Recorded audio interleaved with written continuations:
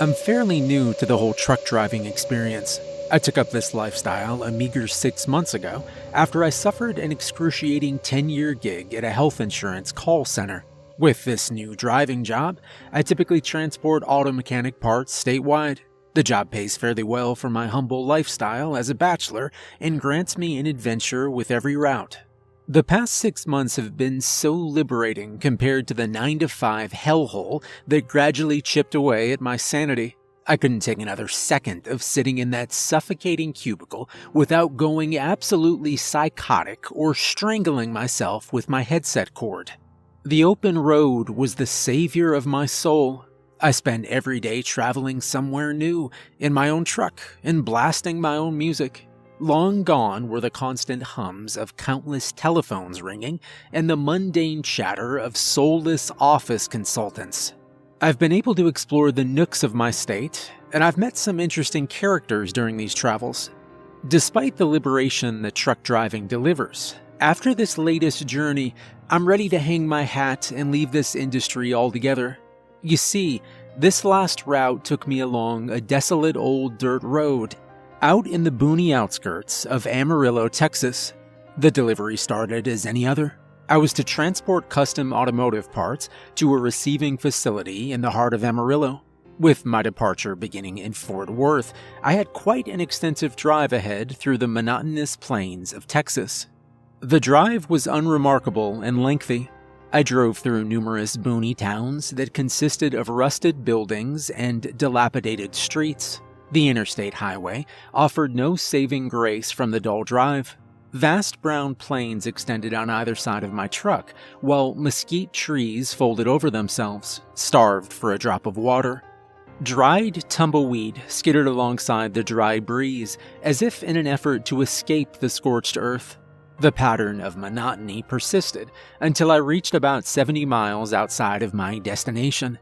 Twinkling stars danced along the night sky's horizon as the brights of my headlights illuminated the vacant two-way road ahead. It had been over an hour since a vehicle had sped past my truck at the mile marker labeled 140. Not a living soul besides myself inhabited the road. I was alone. At my sides, looming shadows of tangled foliage erupted from the pitch-black plains. Their dead branches curled up like wretched claws, reaching for the glimmering stars in the inky sky. The empty road ahead, coupled with the silence in my cab, caused a creeping eeriness down into the roots of my soul. I knew just the cure for this dilemma. I began to quickly fumble with a radio dial, seeking to cure the unease of the piercing silence and to liven the damper atmosphere. I was met with droning static with each radio station I dialed through. I furrowed my brow, as I knew the lack of radio signal should have been impossible with my proximity to the city. I sped past the mile 66 marker while quizzically pondering the cause of the radio's inability to receive signal. I alternated from peering at the radio and back to the desolate road when a flicker of light caught my eye in the side mirrors of my truck. The pinprick of a single headlight shone through the immense darkness behind me. Finally, I thought, a motorcyclist embarking on a late-night cruise will relieve my perturbed spirit. I sighed a breath of relief as the loneliness began to dissipate from my racing mind. I turned off the radio and refocused my attention to the long stretch of road ahead. I peeked back at my side mirrors to check on my lone companion. My breath caught in my dry throat. What was once a pinprick of light evolved into a bright orb of luminosity in the matter of seconds. How did this traveler manage to close so much distance in a matter of moments? Their figure was still obscured by a cloak of darkness, but their headlight was rapidly intensifying as they sped forward. I slowed my speed to allow the traveler to bypass my truck. I glanced back to the left side mirror to discover the motorcyclist was now maintaining a healthy distance behind my truck. My heart stopped as, upon closer inspection, all of my previous presumptions of this person were immediately rendered false. This was no motorcyclist at all. In fact, it was a bicyclist. How in the hell did this pedaled means of locomotion move so damn fast? Perplexed, my eyes squinted to further study this phenomenon. Almost immediately, my situation went from quite odd to absolutely terrifying. The figure was entirely naked. Smooth white skin covered its tall, thin frame. Impossibly long, crooked arms extended from the handlebars of the bicycle. Pointed elbows jutted outwards towards the dark sky as enormous claws gripped at the bike's handles. The person's legs were too long for its body. Its sharp knees projected outwards, meeting its wretched elbows. The figure was proportionately comical. I mean, its body was just too damn tall compared to the bicycle's petite frame. Its face was the most horrifying of all. It was entirely smooth and devoid of both eyes and a nose. White skin stretched over its hollow eye sockets all the way down to a sharp, spear-like chin. However, an incredibly wide mouth extended to where its ears should have been. Rows of jagged teeth, similar to a shark's, decorated in an impossibly broad smile. It pedaled with a merry tempo, slowly zigzagging while its long limbs slid past each other in a disgusting dance.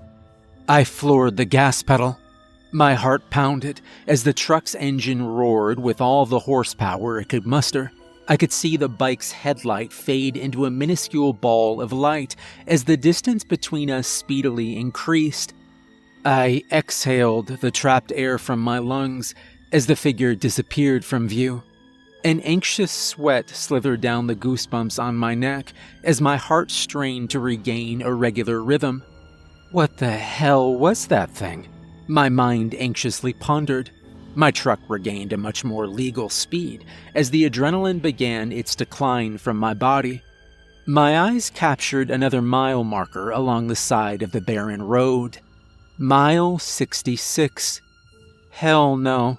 No. That mile marker should be long gone. I know that I passed it long before that creature made its appearance.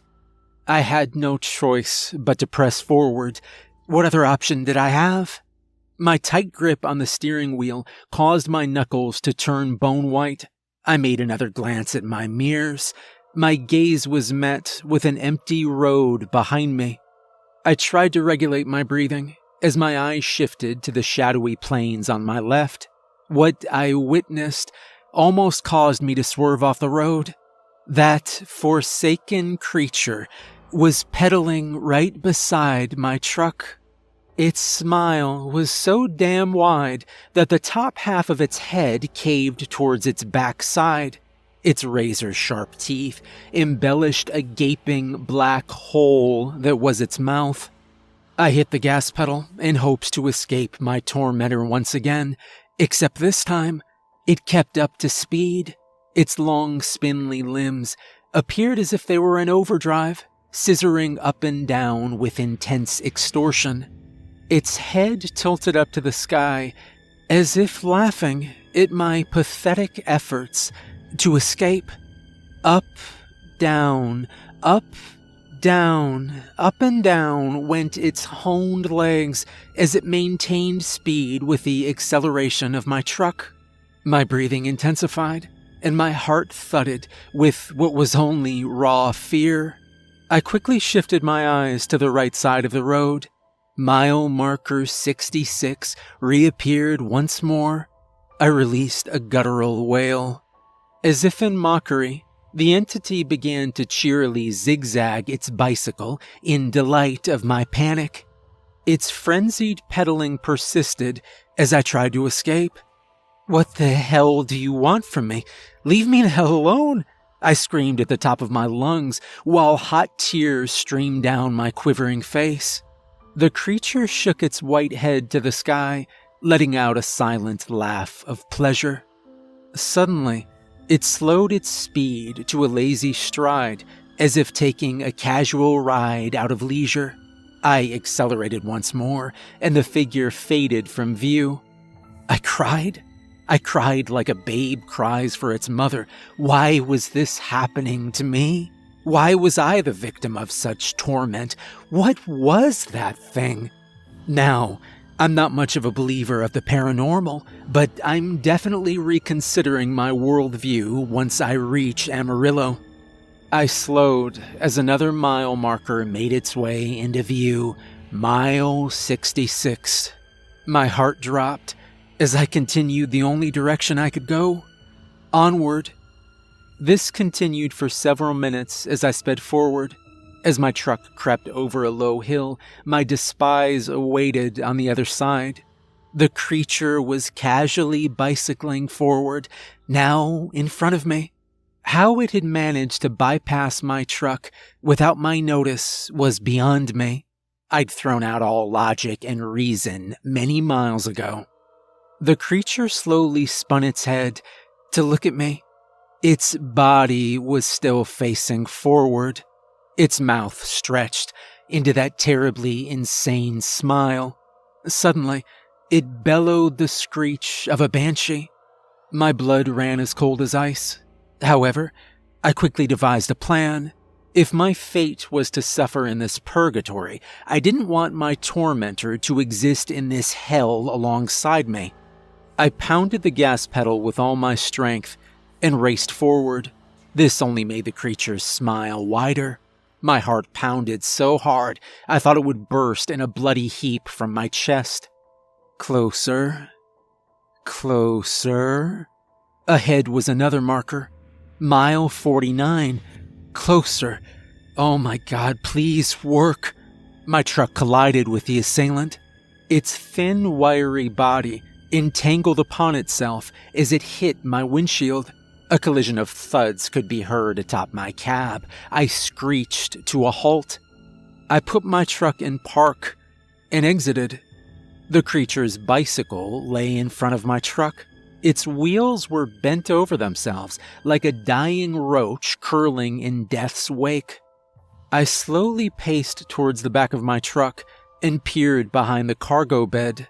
The creature lay mutilated in the road. It was a broken mess of limbs, cracked in all unnatural directions. I peeked at its face. Even in death, its wide, razor-sharp smile pointed to the sky, having a final laugh. I started to hear cracking. The bastard wasn't dead. Its limbs began to fumble for stability. It snapped its neck, and its horrifying grin met my eyes. I wasted no time. I sprinted back to my truck and floored the gas. In my mirror, the creature began to crawl upside down on all broken limbs. It scrambled like a black widow, ready to capture its prey. It gave one last piercing screech from its terrible mouth as I left that creature in the dust. I drove for what felt like hours. The road lay vacant as the black plains began to be sprinkled with scattered house lights. I passed a sign once more. Amarillo, 25 miles. I was free. I made it to Amarillo not long after. I delivered my shipment and phoned my boss immediately and gave my resignation. I have no idea what happened on that forsaken night. I don't know what that creature was. What I do know is that I am scarred beyond repair. I sincerely hope the call center will take me back.